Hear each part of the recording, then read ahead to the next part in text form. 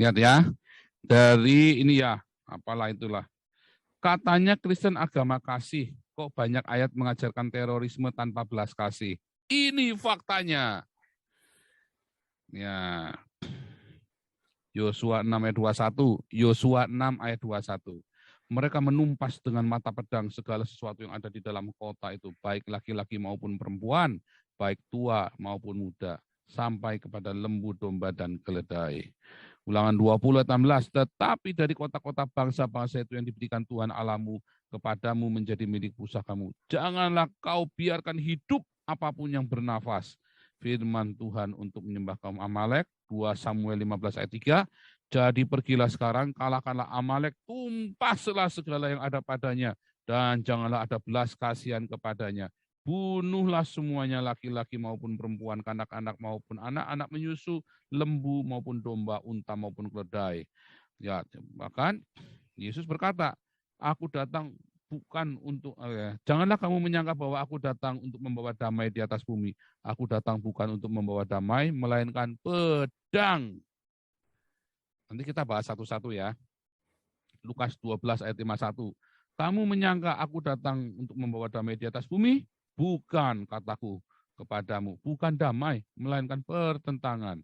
Lukas 12 ayat 49 dan 51. Aku datang untuk melemparkan api ke bumi. Dan betapakah aku harapkan itu, api itu telah menyala. Kamu menyangka bahwa aku datang membawa damai di atas bumi? Bukan, kataku kepadamu. Bukan damai, melainkan pertentangan. Lukas 19 ayat 27. Akan tetapi semua seteruku ini yang tidak suka aku menjadi rajanya. Bawalah mereka kemari dan bunuhlah mereka di depan mataku. Matius 15 ayat 30. Dan campakkanlah hamba yang tidak berguna itu ke dalam kegelapan yang paling gelap. Di sanalah akan terdapat ratap dan retak gigi. Terus dalam sama dia dikasih keterangan ya, ajaran tanpa belas kasihan.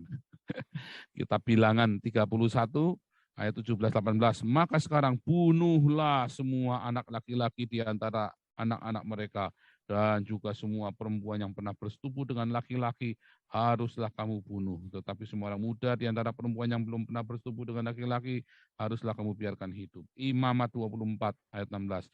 Siapa menghujat nama Tuhan, pastilah ia dihukum mati dan dilontarkan dengan batu oleh seluruh jemaah itu, baik yang asing maupun orang Israel asli. Bila ia mengucap nama Tuhan, haruslah ia dihukum mati. Terus, dia kasih nih ya, teror. Lihat ya, teror Prancis 153 pelakunya ISIS. Ya, padahal itu baru diduga, dunia berduka. Tapi di Irak ada 1,5 juta lebih orang Amerika yang membunuh orang 1,5 juta, dunia tidak berduka. Ya, dia tulis lagi, coba di Palestina tak terhitung, dibunuh oleh Israel, dan ada buktinya, dunia tak berduka. Di Syria dan seterusnya ya. Nyadar nggak Irak itu bunuhin orang Kuwait? Nyadar nggak orang Palestina itu tiap hari ngelempar bom ke Israel, makanya dibales. Ya, di Syria apakah AS yang nembak? Bukan, mereka bunuh-bunuhan sendiri ya.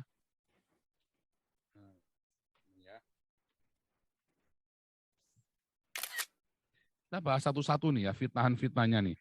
Di Prancis ya, ini udah jelas ya, orang Islam harus bilang Allahu Akbar kok. Ya kan? Sudah jelas orangnya bilang Allahu Akbar.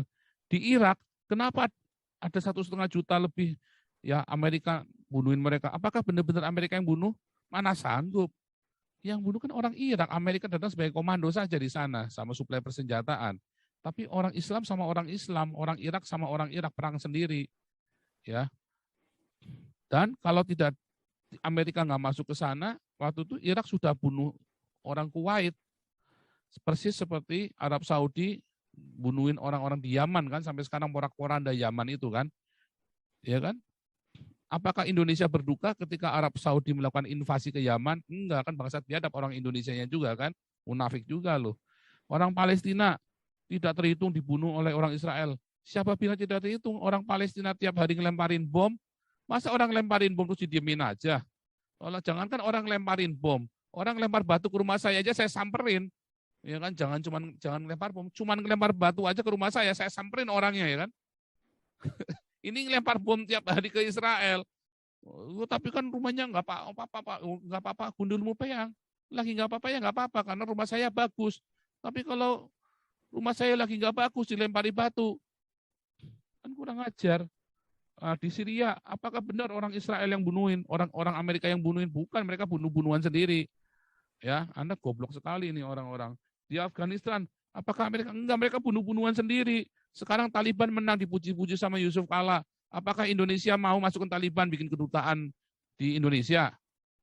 Ya kan, goblok orang Indonesia kalau mau bikin kedutaan Taliban di Indonesia.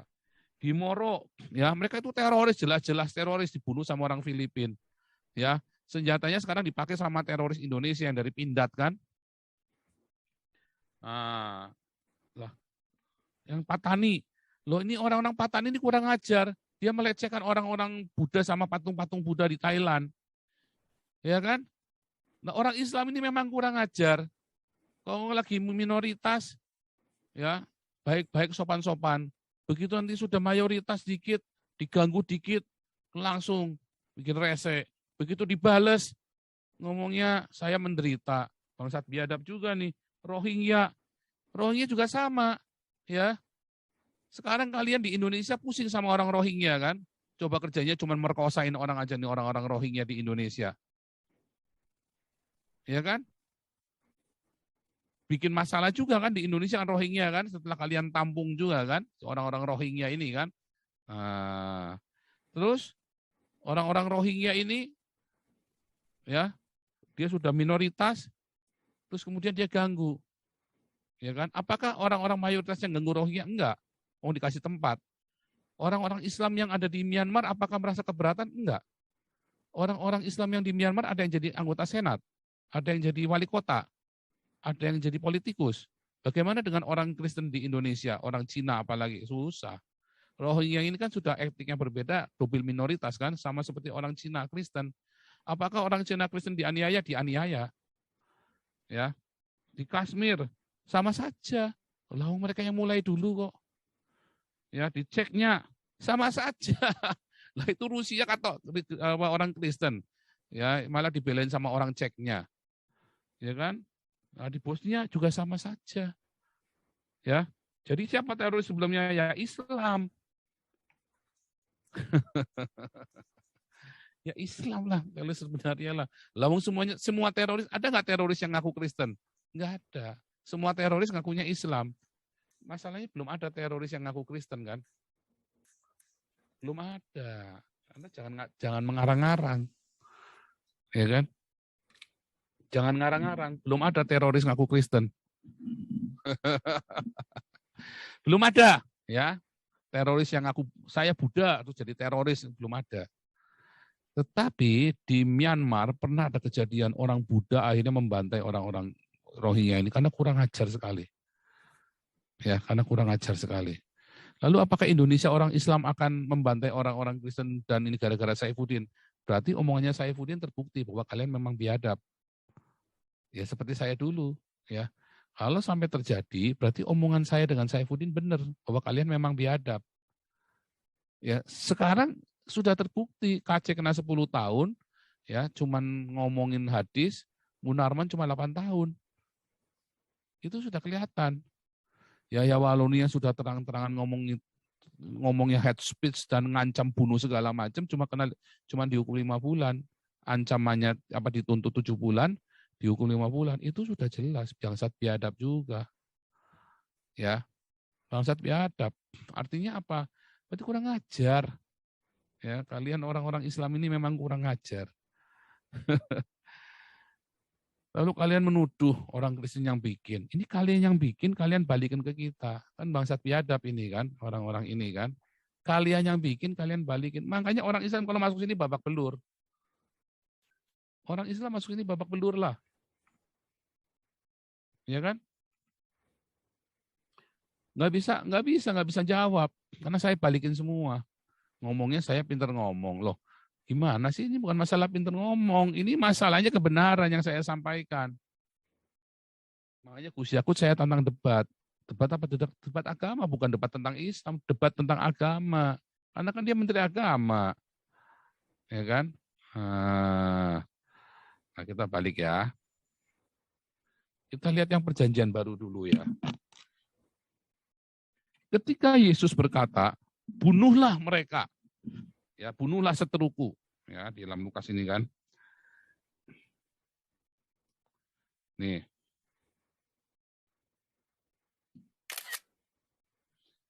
Ketika Yesus berkata, bunuhlah mereka di depan mataku. Ya, apakah Yesus pernah membunuh? Enggak pernah. Apakah para rasul pernah membunuh? Tidak pernah. Jadi baik Yesus maupun para rasul tidak pernah melakukan ayat ini. Tetapi ketika Muhammad berkata, bunuhlah kafir dimanapun mereka berada. Apakah Muhammad pernah membunuh? Sering. Sebelum Muhammad jadi Islam, Muhammad tidak pernah membunuh. Setelah Muhammad jadi Islam, Muhammad sering bunuh orang. Sebelum jadi Islam, Muhammad istrinya 1. Setelah Muhammad jadi Islam, istrinya 23. Berarti kan cabul kan? Gara-gara Islam dia jadi cabul, dia jadi pembunuh. Coba dia jangan jadi Islam. Apakah dia akan membunuh? Enggak akan. Enggak akan membunuh. Kencing aja nggak lurus. Ya kan, apalagi membunuh. Kalau Muhammad tidak pernah menjadi Islam, maka Muhammad tidak akan pernah membunuh dan tidak akan pernah ngajarin orang untuk membunuh. Ya, karena dia Kristen. Nggak boleh bunuh orang. Dari mana tahunya Pak Kristen? Ya karena istrinya Kristen. Di zaman itu nikah tidak boleh beda agama. Di zaman itu nikah tidak boleh beda agama ya. Orang Kristen itu nggak boleh menikah sama orang yang bukan Kristen. Ya. Jadi ini adalah tafsiran gemblung Ade Armando dan orang-orang Islam. Ya. Kenyataannya tidak ada satupun rasul yang pernah bunuh orang, tidak ada satupun Yesus pernah bunuh orang. Sekali lagi, Muhammad waktu dia belum jadi Islam, dia tidak pernah bunuh orang. Sebut satu orang yang pernah dibunuh Muhammad sebelum dia jadi Islam. Setelah jadi Islam, dia suruh bunuh orang. Oh, Muhammad nggak pernah bunuh orang? Iya, tapi dia suruh orang bunuh. Goblok lu orang Islam. Dasar, otaknya nggak dipakai. Sama saja. Orang yang nyuruh itu hukumannya lebih berat, tahu nggak? Dasar goblok orang Islam. Ya, yang nyuruh itu hukumannya lebih berat, tahu nggak? Nah, dia nyuruh bunuh, tidak dibunuh di depan matanya, dibunuh di depan matanya. Yesus tidak pernah suruh membunuh orang, walaupun kalian memfitnah Yesus. Yesus tidak pernah membunuh orang dan murid-muridnya tidak pernah membunuh dan tidak pernah menyuruh. Yesus juga tidak pernah menyuruh. Ini adalah sebuah perumpamaan. Ya. Nanti di akhir zaman. Lukas 19 ayat 27.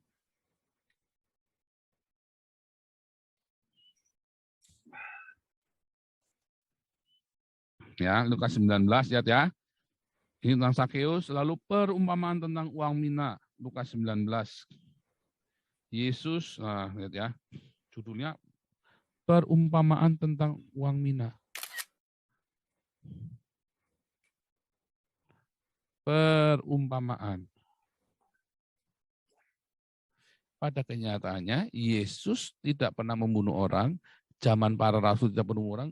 Pertama kali orang Kristen membunuh orang lain karena agama itu tahun 900. Setelah 900 tahun dari perintah Lukas 19 ini, ya setelah 900 tahun, baru orang Kristen melakukan pembunuhan kepada orang Islam gara-gara itu pun karena orang Islam yang membunuhin orang Kristen. Ya, menjajah semua wilayah-wilayah Kristen direbut sama orang Islam, dijajah, dibunuh. Dan ya konon dari zaman Muhammad. Jadi gereja itu untuk meresponi pembunuhan oleh orang Islam, gereja terlambat 300 tahun. Dia nunggu. Ya karena dia bingung dengan ayatnya kan nggak boleh membunuh. Tapi kita dibunuhin terus, bagaimana? Akhirnya nggak kuat ya. Tahun 900, Paus Gereja Katolik, ya dulu bukan Katolik ya, gereja pokoknya, akhirnya menginstruksikan perang salib.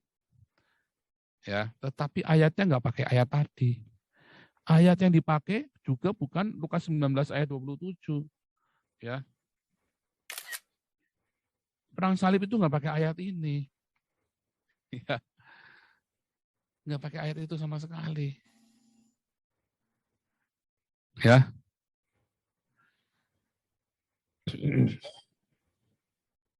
Matius 15 ayat 30. Campakkanlah hamba yang tidak berguna itu di dalam kegelapan yang paling gelap.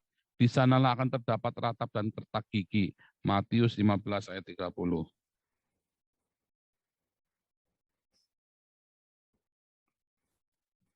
Ya, perempuan kanannya bukan ya. Yesus menyembuhkan orang sakit ya. Loh, Matius 15 ayat salah ini. Matius 15 ayat 30 salah nih ayatnya nih. Campakkanlah hamba itu ya. Ini orang Islam ini memang campakkanlah hamba itu. Matius 25 ayat 30 ya. Lihat, ini saya kasih dulu ya. Matius 25 ayat 30.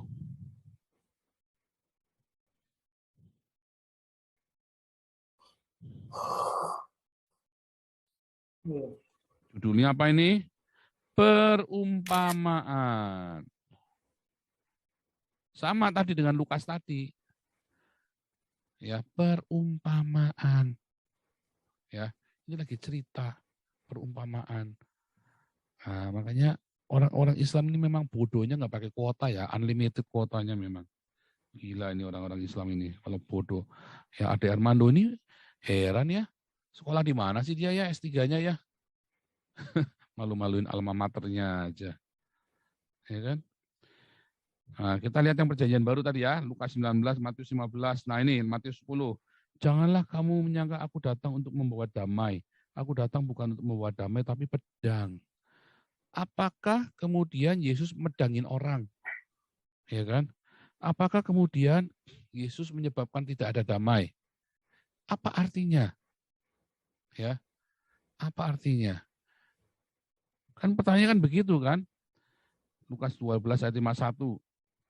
Ya, aku datang bukan untuk membawa damai, melainkan pertentangan. Pada kenyataannya, apakah kemudian Yesus ngajari orang untuk bermusuhan? Ya, kita lihat ya, Matius 10 ayat 34. Matius 10 ayat 34. Yesus membawa pemisahan. Janganlah kamu menyangka aku datang untuk membawa damai di atas bumi. Aku datang bukan untuk membawa damai, melainkan pedang. Sebab aku datang untuk memisahkan orang dari ayahnya, anak perempuan dari ibunya, menantu perempuan dari mertuanya. Dan musuh setiap orang dari adalah seisi rumahnya. Oh, disuruh musuhan lu, kamu sama binimu, sama laki lu, sama bapak lu, sama anak lu, sama mantu, suruh musuhan. Siapa bilang? Tidak ada, bermusuhanlah kamu dengan orang. Bukan. Bukan disuruh bermusuhan. Ya. Barang siapa mengasihi bapaknya ibunya lebih daripada aku, ia tidak layak bagiku. Tiba-tiba Saifuddin dimusuhin sama anaknya. Dia bilang, aku lebih mengasihi Tuhan daripada anakku. Itu katanya Saifuddin kan. Apakah Saifuddin memusuhi anaknya? Tidak. Oh, anaknya tiap bulan masih minta duit dari Saifuddin kok. Makanya dia pengeluarannya jadi banyak. Karena anaknya tiap bulan ngemis dari Saifuddin. Minta-minta. Ya, sudah punya keluarga, sudah punya istri, sudah punya anak, masih minta-minta. Taunya dari mana Pak? Taunya dari Amin Wijaya saya. Ya, masih minta-minta. Saifuddin akhirnya dimusuhi oleh anaknya sendiri, dibully oleh anaknya sendiri. Tetapi Saifuddin kan lebih memilih Yesus, ya kan? Nah itu yang dimaksud seperti itu. Anda yang kemudian jadi orang Kristen kan dimusuhi sama orang tuamu kan, kayak siapa itu Fadila Mulia kan sempat dimusuhin kan sama keluarganya kan. Siapa lagi itu? Ali Makrus dimusuhi sama pamannya, mau dibunuh itu kan, sama si Jafar Ali itu ya kan, sama si Habib Jafar Ali itu.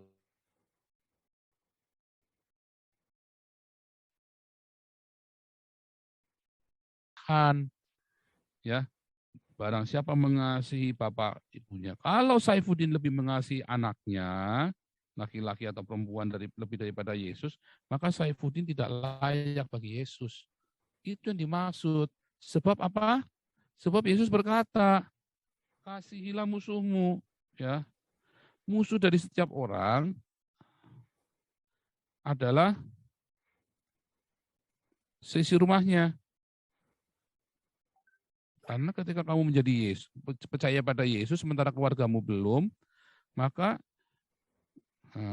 kamu akan dimusuhi oleh keluargamu kan, sampai dihilangkan dari warisan, sampai ada yang diusir. Tapi apa yang harus kita lakukan? Tetapi aku berkata kepadamu, memang keluargamu akan menjadi musuhmu. Tapi aku berkata kepadamu, kasihilah musuhmu dan berdoalah bagi mereka yang menganiaya kamu. Karena itu adalah anakmu sendiri, itu adalah orang tuamu sendiri, itu saudaramu sendiri, itu istrimu sendiri, itu suamimu sendiri. Berapa banyak orang-orang ya yang setelah jadi Kristen dicerai sama suaminya. Musuh dari dia berpisah, dia dimusuhi, tapi dia tidak memusuhi. Dia dianggap musuh, tapi Yesus berkata, kasihilah musuhmu, berdoalah bagi yang menganiaya kamu. Ini orang Islam tolol goblok, nggak pakai kuota minta ampunnya. Ya. Nah ini juga sama tadi ya. Nah, sekarang kita lihat mana lagi nih. Nah sekarang perjanjian lama, ya perjanjian lama. Yosua, Samuel, ya Bilangan, Imamat, dan seterusnya tadi ya. Lihat ya.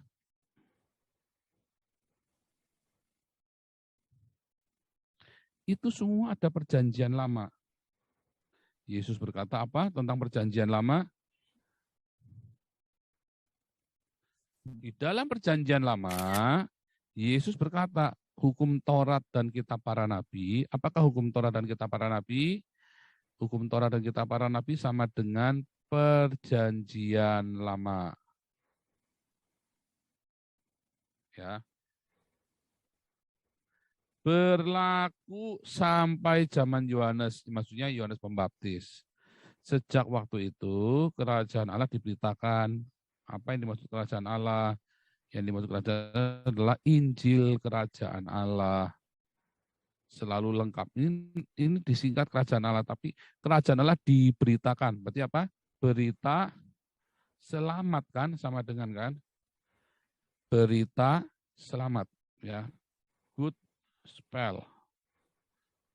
Gospel. Evangelion. Berita Injil kerajaan Allah, Basilea Angelion. Sama dengan Evangelion. Sama dengan Injil.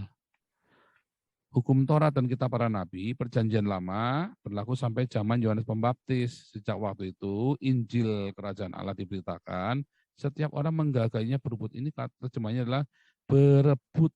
Ya. Artinya apa? Dulu yang punya hukum Taurat dan kitab para nabi kan cuma orang Israel. Orang Cina nggak punya, orang Indonesia apalagi Arab sama nggak jelas lagi, orang Rusia juga nggak punya. Tetapi itu berlakunya hanya sampai zaman Yohanes. Yohanes itu di zaman Yesus. Nah, sejak waktu itu Yohanes dan Yesus memberitakan kerajaan Allah dan tiap orang berlomba-lomba memasukinya. Ya. Jadi hukum Taurat dan kitab para nabi berlaku. Artinya berlaku apa? Expired.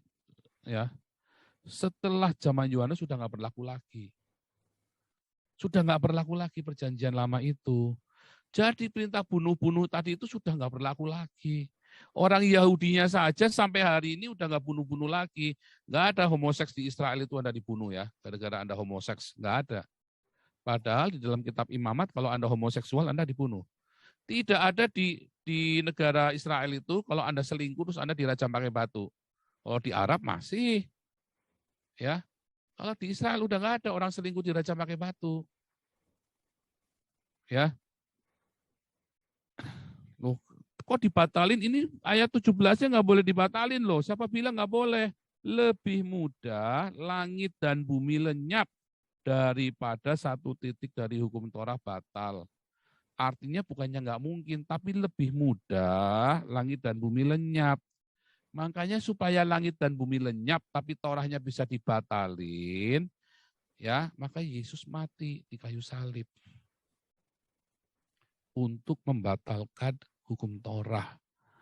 Karena ya yang membuat hukum sudah mati, sudah digenapi oleh Yesus. Ya, karena Yesus datang untuk menggenapi hukum Torah dan kitab para nabi. Setelah digenapi, otomatis batal. Perjanjian itu kalau sudah digenapi, saya punya hutang Rp1.000 sama Pak Santiamer. Begitu saya bayar, ya uangnya 1.000 itu, maka perjanjian sudah selesai. Saya nggak perlu bayar lagi sama Pak Santiamer, dan Pak Santiamer nggak boleh nagih lagi. Maka dari itu, Paulus ya juga berkata dalam Efesus 2, sebab dengan matinya sebagai manusia, ia telah membatalkan hukum Torah dengan segala perintah dan ketentuannya. Artinya itu perintah bunuh-membunuh dari zaman Yosua sampai dengan zaman Yesus. Sudah dibatalkan di zaman Yesus. Itu 3.000 tahun yang lalu. Dibatalkan 2.000 tahun yang lalu. Jadi sudah dibatalin sama Yesus. Sudah selesai, nggak boleh bunuh-bunuhan lagi, nggak boleh lagi. Ya, lalu kenapa dulu bunuh-bunuhan? Karena zaman itu orang nggak ngerti membunuh itu seperti apa. Mereka semua hidup dengan caranya masing-masing. Tetapi setelah Torah dijadikan hukum universal, dulu kita pernah bikin videonya Torah adalah hukum universal ya. Setelah Torah itu di Babel itu Torah itu diajarkan ke seluruh dunia ya. Oleh Raja Babel, dari mana tahunya? Karena Daniel kan yang jadi Perdana Menteri. Sampai zamannya Xerxes, media Persia, zamannya Mordekai. Itu Torah yang dipakai acuan, makanya Torah akhirnya diterima di seluruh dunia. 400 tahun kemudian, Yesus membatalkan Torah itu. Karena orang sudah tahu inti dari hukum Torah, seluruh dunia sudah tahu apakah inti dari hukum Torah.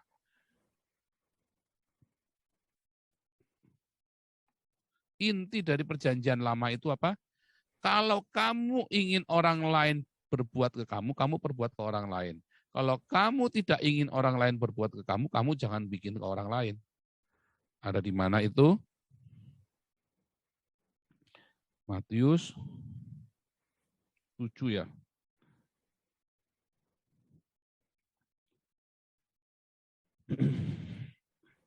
Nah, ayat 12.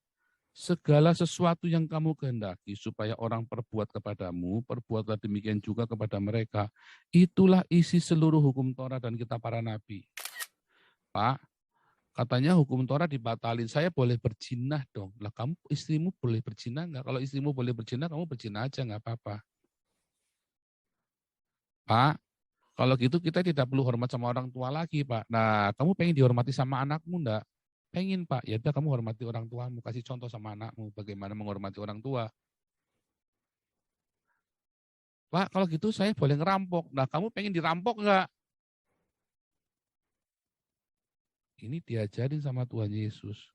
Makanya ditulis lagi di dalam perjanjian baru, jangan berzina. Ya. Jauhilah percabulan, jangankan berzina, cabul aja jangan. Apa bedanya zina sama cabul? Ya, cabul itu nonton bokep itu cabul, zina itu harus berdua. Zina itu namanya berzina itu berdua. Kalau di Arab berzina satu orang. Ya, artinya Anda nggak boleh coli. Kalau di Arab itu Anda nggak boleh coli ya. Kalau coli dirajam pakai batu. Kalau laki-laki coli boleh, kalau perempuan nggak boleh. Apa maksudnya? Ya, artinya di Arab itu kentir, geblek. Kalau mau bunuh orang berzina cukup satu saja perempuannya yang berzina dibunuh, dirajam pakai batu. Laki-lakinya kemana? Embuh. Nggak boleh. Berzina itu dua. Kalau sendirian namanya coli. Masturbasi. Berzina itu berdua ya. Minimum berdua ya. Bisa gengbeng, bisa berempat, berlima, bisa. Tapi minimum itu berdua, namanya berzinah. Kalau sendirian, namanya coli, masturbasi. Ya, ya begitu ya. Nah, itulah inti dari hukum Torah. Makanya dibatalkan dan ditulis ulang. Ditulis ulang, kamu hormatilah orang tuamu. Di Efesus berkata, hormatilah orang tuamu. Hormatilah ibu bapamu. Ya, disebut hormatilah ibu bapamu. Hormat suami-suami, kasihlah istrimu. Kita orang Kristen melakukannya perjanjian baru. Lihat ya, orang Yahudi ya sama orang Kristen, kita punya orang Yahudi kan pakai Tanakh, tadi Torah dan kita para nabi. Itu sama dengan perjanjian lama. Apakah orang Yahudi hari ini melakukan Tanakh? Tidak, orang Yahudi pakai Talmud. Ya, Tanakh ini diterjemahkan, ditafsirkan melalui Talmud, ditafsir melalui Talmud. Makanya orang Yahudi sudah tidak membunuh orang homoseksual. Yang berzina pun tidak dibunuh sama mereka, tidak dirajam pakai batu. Karena mereka pakai Talmud. Tetapi orang Kristen punya perjanjian baru. Makanya kita pakainya perjanjian baru. Lalu pendeta-pendeta yang hedonisme macam Gilbert menggunakan ayat-ayat dalam perjanjian lama buat perpuluhan, buat cari duit. Kalau Gilbert mau minta orang perpuluhan, malakin jemaatnya perpuluhan, maka kalau ada orang homoseksual kudu dibunuh sama Gilbert. Karena yang homoseksual itu harus dibunuh menurut Alkitab. Ya, dalam perjanjian lama, ya, kalau Gilbert tidak mau membatalkannya, yaitu perpuluhan itu kan sudah dibatalkan. Kalau masih mau perpuluhan, maka orang homoseksual harus dibunuh sama orang Kristen, sama kalian yang penganut perpuluhan. Maka kalian kalau ada orang berzina harus dirajam pakai batu. Maka kalian juga harus disunat. Itulah yang makanya bikin orang Islam membuli kalian, karena kalian tidak konsisten. Begitu ya, mengenai ayat-ayat perang, ayat-ayat kekerasan. Jadi nggak ada itu yang namanya kekerasan, ayat-ayat perang itu nggak ada, itu karangannya orang Islam yang tololnya minta ampun. Sekarang Anda bayangkan ya, nah kita sekarang masuk ya.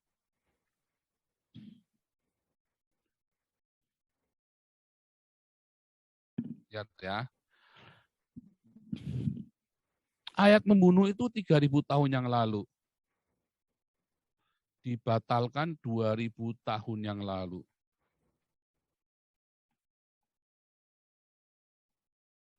Ya, Musa memberikan ayat itu tahun 1446 sebelum Masehi. Anda orang Islam kan pakai tahun Mesias kan, tahunnya Yesus kan, 1446 sebelum Masehi. Kemudian tahun 33 Masehi atau tahun 30 Masehi, ya, ayat ini dibatalkan. Lalu tahun 700 Masehi, ya, atau tahun 600 ya, tahun 600 Masehi lah, 610. Tahun 610 Masehi. Ya. Seorang yang bernama Muhammad mengembalikan ayat yang dari 3.000 tahun yang lalu, bunuh kafir. Bayangin 3.000 tahun ke 600 tahun, 3.600 tahun yang lalu. Muhammad mau pakai ayat yang 3.600 tahun yang lalu. Lalu Anda orang Islam mau membawa kita kembali ke zaman ini, ke zaman bahula. Kan geblek namanya kalian orang Islam kan. Kalian orang Islam geblek, mau ngajak, mau nantangin itu namanya, tolol kan. Oke? Nah, silakan. Nah, makanya belajar di sini biar pinter. Ya, saya senang sekali Ade Armando sudah menghapus